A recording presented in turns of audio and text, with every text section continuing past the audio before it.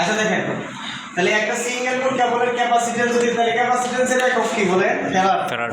এই এলটাকে যদি না থাকে তাহলে কি হয়ে যাবে বলেন তো? প্রতি একক মিটার যদি আমি ধরি, ঠিক আছে, তাহলে ফ্যারাড পার মিটার। আমি যে কেবলটা যেটা আছে এটাকে যদি আমি 1 মিটারের হিসাব করি, ঠিক আছে, 1 মিটার দৈর্ঘ্যে যদি হিসাব করি তাহলে সেই এলটা থাকবে না, তখন এটার এককটা কি হয়ে যাবে? Farad per metre. আমি প্রতি এককে যদি হিসাব করি, প্রতি একক দৈর্ঘ্যে যদি হিসাব করি তাহলে ফ্যারাড পার মিটার হয়ে যাবে। কিন্তু এটাতে কোনো মানে দৈর্ঘ্য হিসাব করা হয় না, টোটালটা হিসাব করা হয়েছে। তাহলে টোটাল ক্যাপাসিট্যান্সের একক কি? ক্যাপাসিট্যান্সের একক কি? ফ্যারাড পার ফ্যারাড হবে। সেটা কি 2 pi epsilon 0 epsilon r divided by l। এনে দেখেন দুইটা মানে কয়েকটা জিনিস নতুন আসছে, এই জিনিসটি একটু বুঝেন, ঠিক আছে, কাজে লাগবে। এই ইপসিলন 0 এটাকে বলা হয় পরম ভেদ্যতা, ঠিক আছে, বা পারমিটিভিটি, ঠিক আছে, মানে পারমিটিভিটি অফ ফ্রি স্পেস, মানে শূন্যস্থানের ভেদ্যতা, ঠিক আছে, শূন্যস্থানের ভেদ্যতা। তাহলে এইটার ভ্যালুটার মান হচ্ছে 8.854 ইনটু 10⁻⁻12 ফ্যারাড পার মিটার। এর এককটা হচ্ছে কি? Farad per metre. আরো একক আছে, ওটা আমরা পরে জানবো, ঠিক আছে, কিন্তু এটাই হচ্ছে আরে এমকে আসেনি, ফ্যারাড পার মিটার। আচ্ছা, আর এই ইপসিলন r এটা হচ্ছে কি? রিলেটিভ পারমিটিভিটি, তার কোনো একক নাই না, ঠিক আছে, রিলেটিভ পারমিটিভিটি। তাহলে এই রিলেটিভ পারমিটিভিটি মানে যেহেতু হ্যাঁ না না এটা দেওয়া থাকে, পারমিএবিলিটিটা দেওয়া থাকে। এই রিলেটিভ পারমিটিভিটি হচ্ছে এক একটা পদার্থের জন্য এক এক রকম। মনে করেন আয়রন যেটা আছে এটা হচ্ছে 750, ঠিক আছে, অনেক বইয়ের মধ্যে 600 লেখছে। আবার এটার ভ্যালুটা যখন এই এর ভ্যালু যদি কম বেশি হয় তাহলে ক্যাপাসিট্যান্স কিন্তু বৃদ্ধি এবং হ্রাস হয়, কথা বুঝতে পারছেন? যদি এটা বেশি হয় তাহলে এক একটা পদার্থের ক্ষেত্রে ক্যাপাসিট্যান্সের মান কিন্তু এক এক ধরনের হবে। আয়রনের ক্ষেত্রে এক ধরনের হবে, মানে স্টিলের ক্ষেত্রে আরেক ধরনের হবে, আপনারা বুঝতে পারছেন?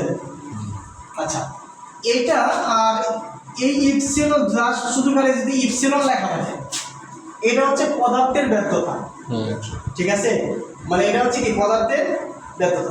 পদার্থের ব্যর্থতা। আর এইটার মধ্যে অ্যাকচুয়ালি রিলেটিভ পারমিটিভিটি যেটা ডাইমেনশনলেস, যেটা কোনো একক নাই, এটার সমান আমরা লিখতে পারি পদার্থের ব্যর্থতা ডিভাইডেড বাই শূন্যস্থানের ব্যর্থতা। মানে পদার্থের ব্যর্থতা বা মানে ম্যাটেরিয়ালসের পারমিটিভিটি আর সেটা শূন্যস্থানের পারমিটিভিটির অনুপাতকে বলা হয় রিলেটিভ পারমিটিভিটি। তাহলে সুতরাং ইপসাইলন ইজ ইকুয়াল টু আমরা কি লিখতে পারবো? ইপসাইলন 0 ইনটু কি? Epsilon r। এটা যদি একক ফ্যারাড পার মিটার হয়, এটার একক কি? Farad per metre. তাহলে কোনো কি একক নেই। আমরা কি ক্লিয়ার? এখন এটা একটা কনসেপ্ট, এটা কিন্তু ম্যাগনেটিক ফিল্ডের মধ্যে এগুলো পড়ায় আলোচনা আছে। আর এটার নাম কিন্তু কনস্ট্যান্ট মুখস্থ রাখতে হবে। আচ্ছা, এনে যেহেতু এই দুইটা চলে আসছে, এনে আরেকটা জিনিস জানা রাখেন, যদি এটা যদি ম্যাগনেটিক হইতো বা ইন্ডাকটেন্স হইতো, ঠিক আছে, সেক্ষেত্রে একটা ব্যর্থতা আছে কি? পারমিয়াবিলিটি, কি আছে?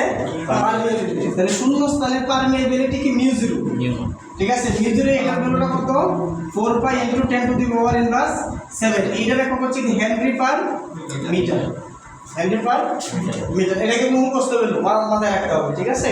ঠিক সিমিলারলি যদি কোনো একটা পদার্থের পারমিয়াবিলিটি হয়, সেক্ষেত্রে রিলেটিভ পারমিয়াবিলিটি ইকুয়াল টু কি লেখা যাবে? μ0 মানে মিউ ডিভাইডেড বাই μ0। তাহলে সুতরাং মিউ ইকুয়াল টু কি লেখা যাবে বলেন? μ0 μ1। তাহলে এই μ1 এর কোনো কি নাই? একক নাই, কিন্তু মিউ এর একক আছে কি? মানে হেনরি পার মিটার, ঠিক আছে, হেনরি পার মিটার। এটা কিন্তু মাথায় রাখতে হবে। আরেকটা জিনিস পড়ছেন না, আলোর লাইট ভেলোসিটি। তাহলে লাইট ভেলোসিটি এটা কি ভেলোসিটি, তাই না? তাহলে লাইট ভেলোসিটিকে আমরা কি দ্বারা প্রকাশ করি? সি দ্বারা প্রকাশ করি। এর মুখস্থ ভ্যালু কত জানেন? 3 ইনটু অত 2.99 3 ইনটু 10⁸ মিটার পার সেকেন্ড। এইটাও একটা কনস্ট্যান্ট, এটাও একটা কনস্ট্যান্ট, এইটাও কি একটা কনস্ট্যান্ট। এই তিনটার মধ্যে একটা রিলেশন আছে, জানেন কি রিলেশনটা? সেই রিলেশনটা হচ্ছে c is equal to 1/√μ0 epsilon 0। এখন আপনি দেখেন এই দুইটার মান বসায় দেখেন, এটা আসে বুঝলেন নাই? আমরা যদি এই যে এই ভ্যালুটা আবার এই ভ্যালুটার মানটা এখানে বসাই যে করি দেখেন তো এটা 80 কিনা ক্যালকুলেটর করে দেখেন, এইটাই হচ্ছে রিলেশন। এই তিনটা জিনিস খুবই গুরুত্বপূর্ণ, রাইট? এইগুলা কিন্তু আমাদের কাজে লাগবে।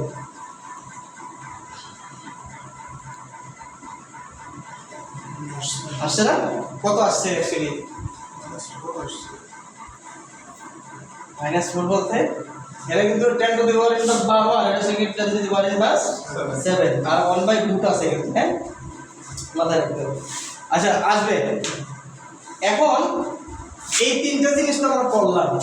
এখন এটার সাথে হচ্ছে মানে এই ইপসিলন আর বা ইপসিলনের সাথে সম্পর্ক হচ্ছে ইলেকট্রিক ফিল্ড ডেনসিটি। কিসের সম্পর্ক? Electric field density. আর এটার সাথে সম্পর্ক হচ্ছে ম্যাগনেটিক ফ্লাক্স ডেনসিটি। ঠিক আছে, মানে ম্যাগনেটিক ফ্লাক্স ডেনসিটি এবং ইন্টেন্সিটির সম্পর্ক, মানে ম্যাগনেটাইজিং ফিল্ড আর হচ্ছে ম্যাগনেটাইজিং মানে ইন্টেন্সিটি। ঠিক আছে, মানে ইন্টেন্সিটিটা হচ্ছে এস আর ম্যাগনেটিক ফ্লাক্স ডেনসিটি বা ম্যাগনেটাইজিং ফিল্ড হচ্ছে বি, মানে বি। এখন এটাতে আমরা এটার একটা সম্পর্ক হচ্ছে B equal to mu zero,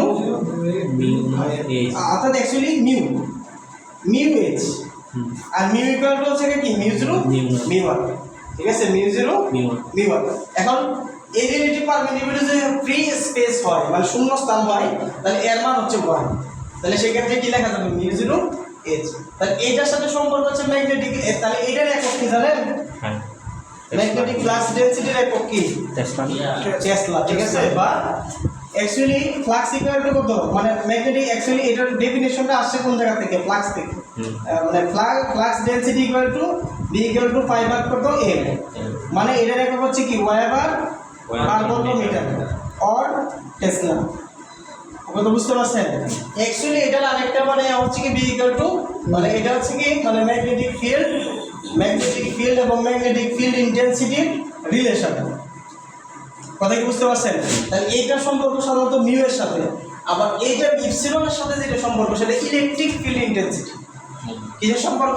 electric field intensity. তাহলে ইলেকট্রিক ফিল্ড ইন্টেন্সিটিকে আমরা অনেক সময় ডিএক্স দ্বারা প্রকাশ করা হয়, মানে এটাকে বলা হয় electric density.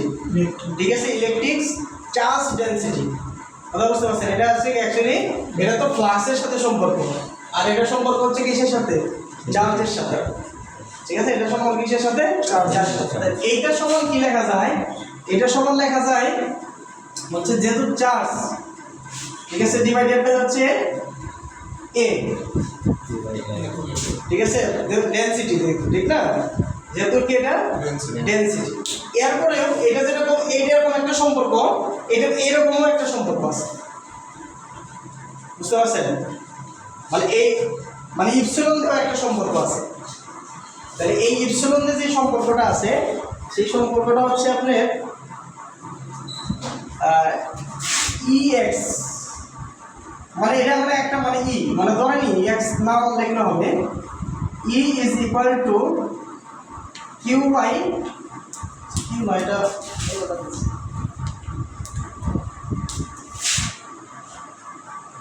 D divided by epsilon. দেখেন এটা অর্থাৎ জিনিসটা এইভাবে লেখা যায় D is equal to epsilon into E, epsilon into কি ই। তারপরে epsilon equal to epsilon 0 into epsilon R. ঠিক আছে, ইপসাইলন 0 ইন্টু ইপসাইলন আর। এখন দেখেন এটা মানে এটা ছিল কি ফ্লাক্স ডেনসিটি।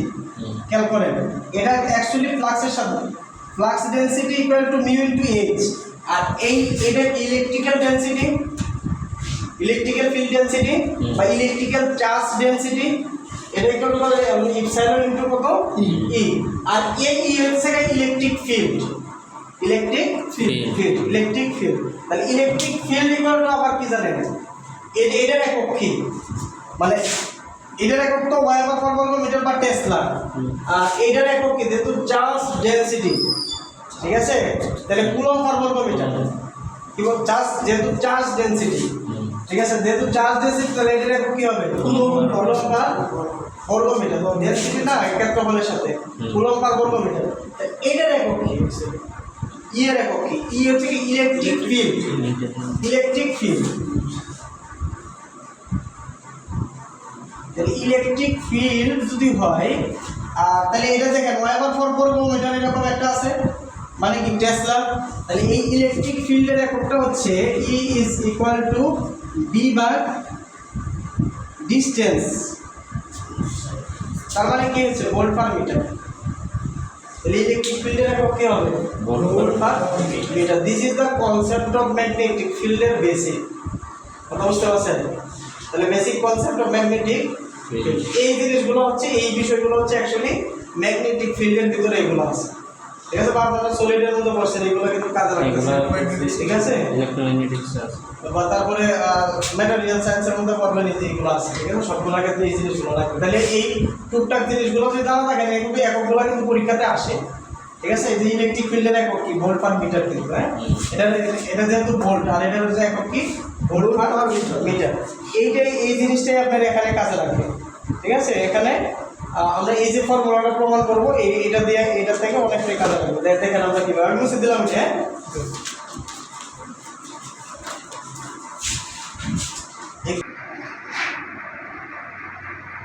আমরা যদি ক্ষুদ্র একটা ফালি বা এই পুরাটার অংশটা হচ্ছে যদি ডি ধরি, ক্যাপিটাল ডি, মানে বেশ পুরাটা নিলাম। আর এখান থেকে এই যে ছোট যে অংশটা আছে ভিতরেরটা, এটা যদি মানে স্মল ডি হবে, তাহলে আমি এতটুকু অংশের যদি আমরা ক্যাপাসিটেন্স বের করতে পারি, তাহলে পুরো মিটারের ক্যাপাসিটেন্সটা আমরা বের করতে পারবো। কি বলে, পুরো মানে ক্যাপাসিটেন্স বের করতে পারবো না? আচ্ছা, তাহলে এইটার ইলেকট্রিক ফিল্ড ডেনসিটি কত হবে? তাহলে আমরা ধরে নিলাম এটা অংশটা হচ্ছে কি dx, তাহলে কতটুকু দূরত্বে আছে? x দূরত্বে আছে। আচ্ছা, তাহলে এটার ইলেকট্রিক ফিল্ড ডেনসিটি মানে আমরা dx সমান কি লিখতে পারবো? মানে চার্জ পার এরিয়া। কি বলে, যেহেতু ইলেকট্রিক চার্জ ডেনসিটি মানে কিউ, মানে টোটাল চার্জ, ঠিক না? তাহলে টোটাল চার্জ ইনটু কি এ, মানে ক্ষেত্রফল। টোটাল চার্জ ইনটু কি ক্ষেত্রফল। তাহলে ক্ষেত্রফল কতটুকু? 2 পাই x ইনটু কত বলেন? 2 পাই x ইনটু কত? l। তাহলে এটা আমরা যেটা বের করলাম, সেটা আমরা কি বের করলাম? টোটাল ইলেকট্রিক ফিল্ড, মানে ইলেকট্রিক ফিল্ড ডেনসিটি বা electric charge density. Electric field density অথবা আমরা কি বের করলাম? Electric charge density. তাহলে এখন যদি এটা বের করি, তাহলে ইলেকট্রিক ফিল্ড সমান আমরা কি লিখতে পারি? ইলেকট্রিক ফিল্ড ধরলাম ই বিন্দুতে, এনে আমরা একটা পয়েন্ট ধরলাম, সেটা পি পয়েন্টে। তাহলে এই P point electric field density সমান কত লেখা যাবে? dx ডিভাইডেড বাই কত? ইপসাইলন। মানে ডি ইকুয়াল টু কত? ইপসাইলন ইনটু কত? ই। আমরা আগে দেখলাম বেসিক কনসেপ্টের মধ্যে। এখন dx সমান আমরা কি লিখতে পারি? এই dx সমান কি লিখতে পারি? q ডিভাইডেড বাই কত? 2 পাই x ইনটু কত? l। আর এই ইপসাইলন ইজ ইকুয়াল টু কি লেখা যাবে? Epsilon 0 epsilon r। এটা বুঝছেন কিনা? এটা ইপসাইলন ইকুয়াল টু এটা, আর এই যে মানে dx এর ভ্যালুটা আমরা এখানে বসায় দেব। তাহলে এটা শুধু খালি একটা পয়েন্টের, x পয়েন্টের বা p পয়েন্ট বিন্দু হয়ে গেছে, একটা বিন্দু হয়েছে। এখন যদি আমরা পুরোটা বের করতে চাই, ঠিক আছে, পুরোটা বের করতে যদি চাই, সেটা কি বের করবো? ভোল্টেজ। পুরোটার ভোল্টেজটা যদি আমরা, কারণ অ্যাকচুয়ালি মানে ভোল্টেজটা কেন বের করবো আমরা? C ইকুয়াল টু মানে C ইকুয়াল টু কি জানি বলে? Q by B। এটা কিন্তু আমরা জানি, তাই না? তাহলে আমাদের ভোল্টেজটা বের করতে পারলে Q তো টোটাল চার্জ, ঠিক আছে, তাহলে আমরা বিটা বের করতে পারলে হয়ে যাবে। তাহলে B ইকুয়াল টু অ্যাকচুয়ালি আমরা কি লিখতে পারি বলেন তো? দেখেন তো, B ইকুয়াল টু আমরা কি লিখতে পারি? E ইকুয়াল টু আমরা কি শিখছিলাম এখানে? ইকুয়াল টু কত? B বাই D, মানে ডিসটেন্স। ঠিক না? B বাই কত ঢুকছি জানি আমরা? ডিসটেন্স। এটা কি না? এটা কি না? তাহলে দেখেন ex ইকুয়াল টু আমরা কি মানে তাহলে B ইকুয়াল টু আমরা কি লিখতে পারবো? ex ইনটু কত? ডিসটেন্স। ডিসটেন্স কতটুকুর জন্য বের করতেছি আমরা? dx, মানে স্মল ইনফিনিট সিমালি মানে ডিসটেন্স। কি বলেন? এতটুকু না? তাহলে B তাহলে এটা ইকুয়াল টু কত বি বাই ডি, সুতরাং বি ইকুয়াল টু কি লেখা যাবে ই ইনটু কত ডি। আর এটা যেহেতু একটা ক্ষুদ্র অংশের জন্য বের করতেছি তাহলে সেই ক্ষুদ্র অংশটা হয়ে গেছে। ঠিক আছে, ক্লিয়ার? এটা দেখেন তাহলে ই এক্স এর মানটা আমরা বসাই দেন। ই এক্স ইকুয়াল টু সমান এটা বের করছি Q divided by 2 pi x L into কত ইপসাইলন 0 ইপসাইলন আর ইনটু কত ডিএক্স।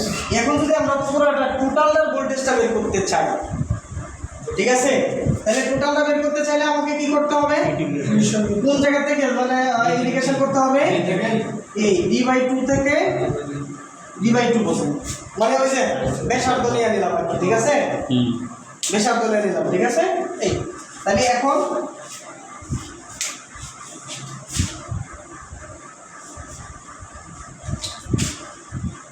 তাহলে এটা কি লেখা যায় ডি বাই 2 থেকে ডি বাই 2 পর্যন্ত এটার ভ্যালুটা বসাই দেন। তাহলে কিউ ডিভাইডেড বাই কত লেখা যাবে 2 পাই এক্স এল ইপসাইলন 0 ইপসাইলন আর ইনটু কত ডিএক্স। তাহলে একটা জিনিস খেয়াল করে দেখেন, মানে কনস্ট্যান্টগুলো বাইন্ড করে নিয়ে আসি। তাহলে কনস্ট্যান্টগুলো কি কি আছে, Q divided by 2 pi epsilon 0 epsilon R into L, এটা কি কনস্ট্যান্ট না? তাহলে 1 বাই x থাকে, তার মানে কি হয়ে যাবে লন x। ঠিক আছে, তাহলে ln D divided by D, এটা লেখা যায় কিনা, এটা বুঝছেন কিনা? আমি ওই যে আগেরটা স্কিপ করে দিলাম, বুঝলেন? বুঝো নাই? ও হ্যাঁ, আচ্ছা বুঝছি। ঠিক আছে, তাহলে এটা অ্যাকচুয়ালি কি করা হয়েছে, এনে কি 1 বাই x থাকে না? হ্যাঁ, তাহলে 1 বাই x ইকুয়াল টু কত ln x, তাহলে এনে থাকে d বাই 2 আর কি d বাই 2। এটাই সমান আমরা কি লিখতে পারি, q divided by 2 pi epsilon 0 epsilon r then ln d by d। বুঝতে পারছি। ঠিক আছে, তাহলে এখন যেহেতু ক্যাপাসিট্যান্স আমরা বের করব, তাহলে এই c ইজ ইকুয়াল টু কত q বাই b। তাহলে এই b এর ভ্যালুটাই তো আমরা এটা পাইলাম, কি বলেন? তাহলে বি এর ভ্যালুটা যদি আমরা বসায় দেই তাহলে এটা কি উপরে উঠে যাবে, তাই না? কিউ কিউ কি করে যাবে, কাটা যাবে। তাহলে আমরা কি লিখতে পারি 2 pi epsilon 0 epsilon R L divided by কত থাকবে লন ডি বাই ডি। কথা কি বুঝতে পারছেন না পারেন না? ক্লিয়ার? জিনিসটা ক্লিয়ার কিনা বলেন? তাহলে এটার একক কি অ্যাকচুয়ালি ফ্যারাড, আর এই এলটা যদি না থাকে তাহলে সেটা কি হয়ে যাবে ফ্যারাড পার মিটার। ঠিক আছে, ফ্যারাড পার মিটার। এখন জাস্ট খালি শুধু মান দেওয়া থাকবে আর বসাইবে। ঠিক আছে, তাহলে এই ইপসাইলন 0 মান দেওয়া থাকবে। এখন যদি আমরা একটা জিনিস খেয়াল করেন, এইটাকে যদি মানে লগারিদম হচ্ছে দুই ধরনের, একটা হচ্ছে ন্যাচারাল লগ আর একটা হচ্ছে নরমাল লগ। লগ দুই প্রকার, একটা হচ্ছে ন্যাচারাল লগ আর একটা হচ্ছে নরমাল লগ। ন্যাচারাল লগ হচ্ছে লগ মানে ই ভিত্তিক লগ হচ্ছে কি ন্যাচারাল লগ, ঠিক আছে, নরমাল লগ। আর ন্যাচারাল লগ হচ্ছে 10 বেস লগ, ঠিক আছে, 10 বেস লগ। কথা ক্লিয়ার? তাহলে এটা যদি আমরা 10 বেস লগে নিয়ে যাই তাহলে এটা অর্থাৎ এটার একটা ফর্মুলা আছে হচ্ছে log e ডিভাইডেড বাই যদি m ধরি x ধরি, তাহলে এটাকে যদি 10 বেসে নিতে চাই তাহলে 25303 log 10x। কথা বুঝতে, এটা একটা ফর্মুলা। ঠিক আছে, মানে ই ভিত্তিক লগকে যদি আমরা 10 ভিত্তিক লগে নিতে চাই, ঠিক আছে, তাহলে সম্পর্কটা কি, মানে log ex equal to 25303 log 10x। বুঝতে পারছেন? অথবা এটা সমান লেখা যায় log e বাই 10। দেখেন তো কত আসে, log e বাই 10 দিলে, অথবা 10 ভাগ e মনে আছে, 10 ভাগ e কত e আসে, বাই 10 10 ভাগ e লেখেন তো কত আসে, দেখেন তো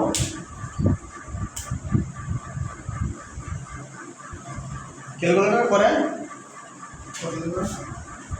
log 10 ভাগ e দেন, log 10 পাওয়ার e, বেস হচ্ছে 10 আর ই হচ্ছে এই 12 নাই, কত আসছে ইয়ের পর কিছু চলে না, 0.434, মানে 10, এটা 10%, এটা কোনটা লিখছেন, এটা লিখছেন, হ্যাঁ এটা লিখছি। তাহলে এটা হবে ই ভেক্টর ই এনে ই হবে, উপরে বেস হবে 10। হ্যাঁ, আমি ওটাই বলছি। ঠিক আছে, এই এটা আবার এটা সম্পর্ক হচ্ছে এটা। তার মানে দেখেন মূল কথা হচ্ছে 10 log 10x, এটা সমান লেখা যাচ্ছে হ্যাঁ ঠিক আছে, log ex ডিভাইডেড বাই হচ্ছে log e টেন। এটা একটা সম্পর্ক। আমার এটা শেখানোর উদ্দেশ্য না, আমার শেখানোর উদ্দেশ্য হচ্ছে এটা। এখন দেখেন জাস্ট শুধু খালি কি করবেন জানেন, এই ক্যাপাসিট্যান্স বের করার জন্য আপনাকে ক্যাপাসিট্যান্সটা আপনাকে বের করতে হবে। ক্যাপাসিট্যান্সটা কেমনে বের করবেন? সবগুলো এটা তো মান দেওয়া থাকবে না, মুখস্থ হইল, ঠিক আছে? এইটা দেওয়া থাকবে ইপসিলন আর, কারণ এক একটা পদার্থের জন্য রিলেটিভ পারমিয়াবিলিটি কি হয় এক একটা হয়। যদি বইলা দেয় শূন্য স্থান তাহলে সেটার মান হচ্ছে 1, ঠিক আছে? তাহলে এল দেওয়া থাকবে আর ডি বাই ডি তো বুঝতে আছে। তাহলে থিকনেস কতটুকু বলেন তো? এটার থিকনেস কতটুকু হবে? Thickness equal to D by 2 minus small D by 2। কথা বুঝতে পারছেন? এটাই হচ্ছে কি এর থিকনেস। এটা থিকনেস আগের মতোই থিকনেস দেওয়া থাকতে পারে। এখন কথা হচ্ছে এটার ক্ষেত্রে আমাকে ক্যাপাসিটিভ কারেন্ট বের করতে বলতে পারে। কি বের করতে বলতে পারে?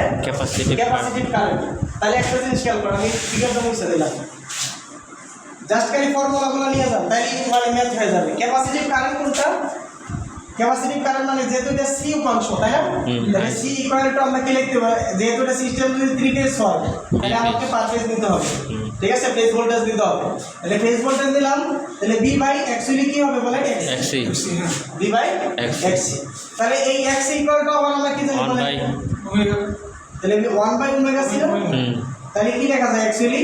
B phase omega into C. এটাই হচ্ছে ক্যাপাসিটিভ কারেন্ট। এটাই আমাদের বের করতে বলছিল পিডিবির পরীক্ষাতে, ঠিক আছে?